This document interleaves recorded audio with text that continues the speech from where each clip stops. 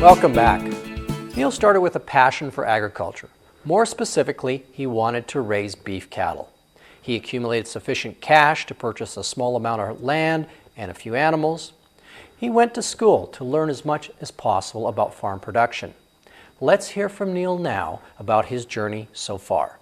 Sure. Yeah. Well, definitely. Like one of the biggest challenges is agriculture today is a pretty capital-intensive industry, and you see the trend of commercialized farms.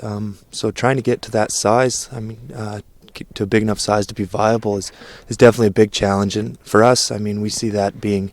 We said we wanted to get to 200 to 300 head within the next 5 years, and even as that, that's going to be supplemented with some off-farm income. So definitely one challenge is getting to a sustainable size and likely keep growing that business to stay competitive.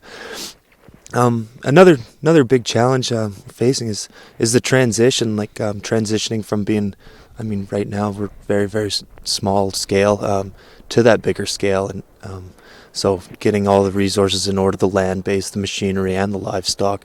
So trying to figure out what to focus on, and for us, we've made the decision that we're not gonna be focusing on purchasing land as much. Just focus on livestock initially, and small equipment like a utility tractor and whatnot to feed out the livestock. But even the farming, we were looking at getting somebody to custom do it, because it wasn't feasible for us to.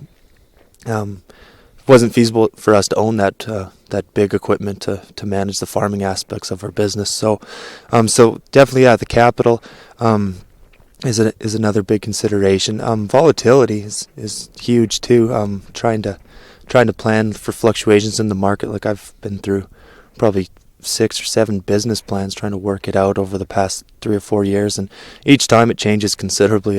Some are redrafts and some are just completely new starts. So the margins, I think most producers there would agree that the profit margins are pretty tight. And if you're trying to plan this business and you start sandbagging a little bit for environmental and sandbagging a little bit for fluctuations in market price, pretty soon your small profit margin might be in the red. So that's another big thing we're struggling with. So and also, back to the transition, trying to supplement with an off-farm job. So that's something big, and you got to find something that can accommodate your busy seasons. For us, calving and weaning time, I need to be around here, obviously a fair bit more.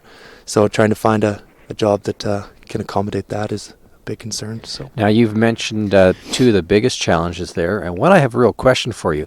You mentioned the narrow margins in this kind of business.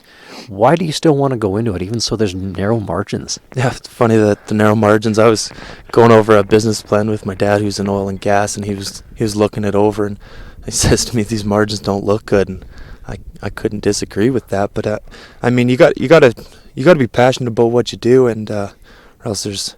If you're not really committed to it, then why be in it? So for me to throw all my chips in to get into a business with small margins, I think it's what I'm passionate about. It's the business I want to be involved in. So I just got to find the ways to make that happen and realize that dream. So something I'm working at and taking it one step at a time. So. And you've also taken a number of steps to manage that type of business environment, haven't you? Yeah, definitely.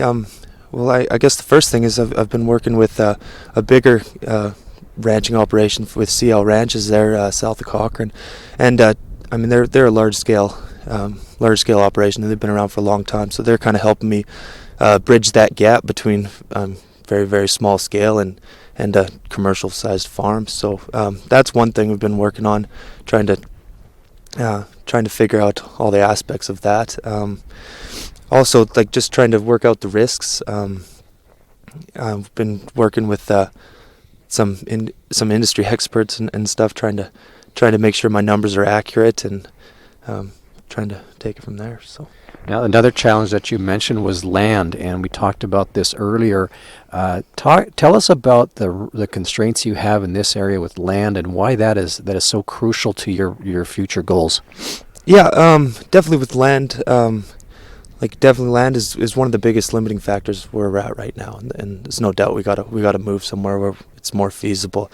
I think smaller acreages getting cut out, driving prices up, and stuff is just a trend that's happening. And so we got to address that. We got to move a little bit farther away from Calgary to build up our land base, and we got to find somewhere where we can expand. And funny enough, with the average age of farmers, you would think that there'd be quite a few people getting out, but we're still struggling to find the land and find land to rent even. So.